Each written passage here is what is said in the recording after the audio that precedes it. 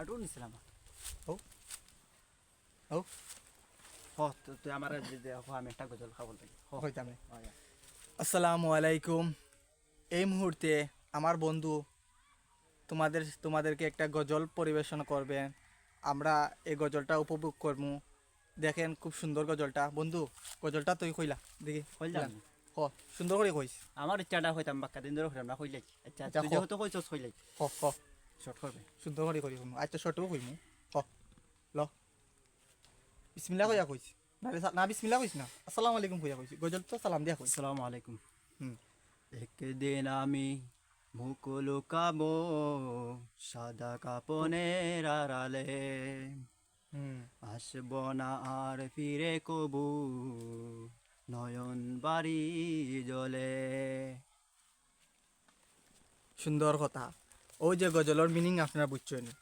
Video reels বানাইবা বুঝা শুনে বানাইবা। ও যে শুনিয়ে কিতা কইছে, একদিন আমি মুখ লুকাইব সাদা কাফনের আড়ালে।